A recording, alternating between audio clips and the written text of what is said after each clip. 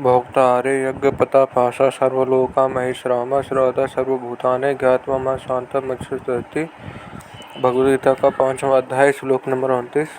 मुझे सब यज्ञों और तपों का भोक्ता, संपूर्ण लोगों का महान ईश्वर तथा संपूर्ण प्राणियों का सहृदय स्वार्थ रहित दयालु और प्रेमी जानकर भक्त शांति को प्राप्त हो जाता है। जब मनुष्य कोई शुभ कर्म करता है तो वह जिनसे शुभ कर्म करता है उन्हें शरीर, इंद्रिय, मन, बुद्धि, पदार्थ आदि को अपना मानता है, और जिसके लिए शुभ कर्म करता है उस कर्म को भोक्ता मानता है। जैसे किसी देवता की पूजा की तो उस देवता को पूजा रूप कर्म का भोक्ता मानता है, किसी की सेवा की तो उसे सेवा रूप कर्म भोक्ता मानता है, किसी भूखे व्यक्ति को अन्न दिया तो उसे अन्न का भोक्ता मानता है आदि। इस मान्यता को दूर करने के लिए भगवान उपयुक्त पदों में कहते हैं कि वास्तव में संपूर्ण शुभ कर्मों का भोक्ता मैं ही हूँ। कारण है कि प्राणी मात्र में हृदय में भगवान ही विद्यमान है, इसलिए किसी का पूजन करना, किसी को अन्न जल देना, किसी को मार्ग बताना आदि जितने भी शुभ कर्म हैं उन सब का भोक्ता भगवान को ही मानना चाहिए। लक्ष्य भगवान पर ही रहना चाहिए, प्राणी पर नहीं।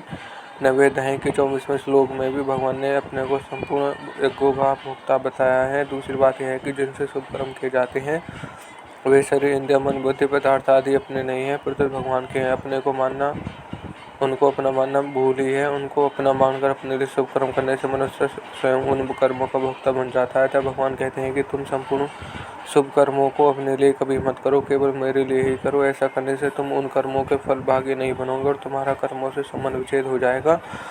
कामना से ही संपूर्ण अशुभ कर्म होते हैं। कामना का त्याग करके केवल भगवान के लिए ही सब कर्म करने से अशुभ कर्म तो स्वरूप ही नहीं होते और शुभ कर्मों से अपना संबंध नहीं रहता।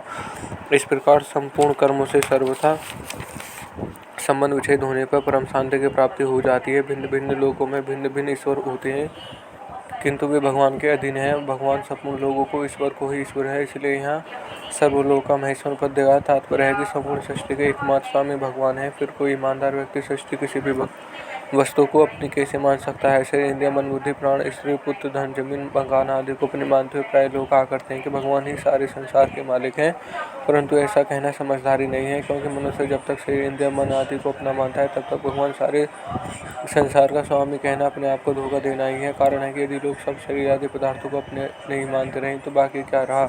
जिसके स्वामी भगवान कहलाए अर्थात भगवान के हिस्से में कुछ नहीं बचा, इसलिए सब कुछ भगवान का है। ऐसा वही कह सकता है जो शरीर आदि किसी भी पदार्थ को अपना नहीं मानता। जो किसी भी वस्तु को अपना नहीं मानता वह वास्तव में भगवान को यथार्थ रूप से सर्वलोक महेश्वर मानता ही नहीं। वह जितनी वस्तु को अपनी मानता है उतने अंश में भगवान को सर्वलोक महेश्वर मानने में कमी रहती है।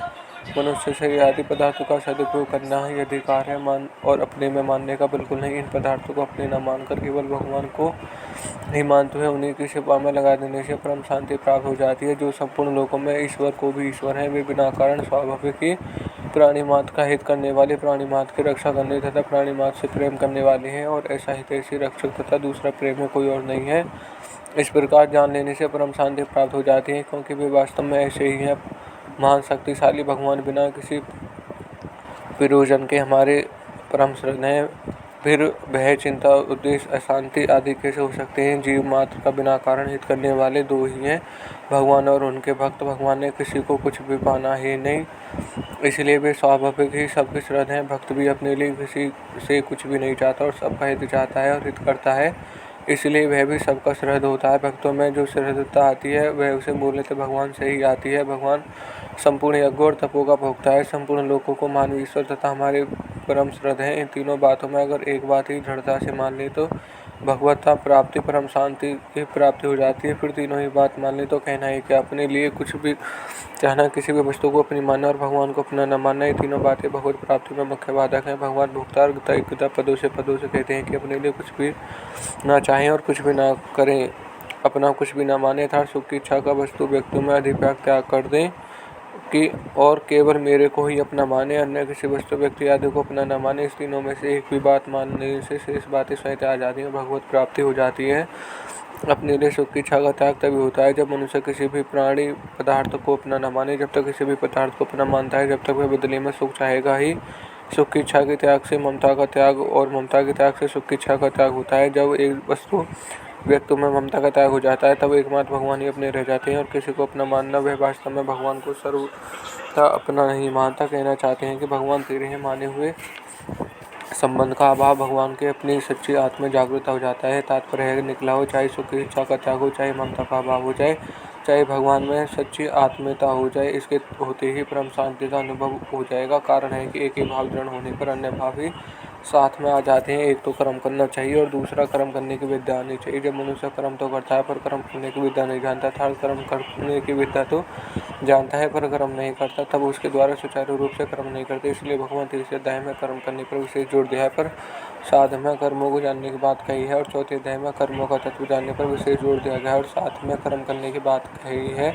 पांचवें अध्याय में यद्यपि कर्मयोग और सांख्य योग दोनों द्वारा कल्याण होने की बात आई है, तथापि भगवान सांख्य योग की अपेक्षा कर्मयोग को श्रेष्ठ बताया है। इस अध्याय में भगवान ने कर्म पूर्वक कर्मयोग और सांख्य योग का वर्णन करके फिर संक्षेप में दान योग का वर्णन किया, जो अंत में संक्षेप भक्ति योग का वर्णन किया, जो भगवान का मुख्य ध्येय है। ओमा तत्पराशि श्री भगवान धूना पर ब्रह्मयादि और श्री कृष्ण धुमादि क्रम संज्ञात नाम पंचधामा। इस प्रकार ओम तत् सत इन भगवान मात्र में उच्चार पूर्वक ब्रह्म विद्या और योग शास्त्र भगवान गीता और सुरता का श्री कृष्ण संवाद में क्रम संज्ञात नामक 5वां अध्याय पूर्ण हुआ और यह श्लोक यहीं समाप्त होता है और अध्याय भी यहीं समाप्त होता है।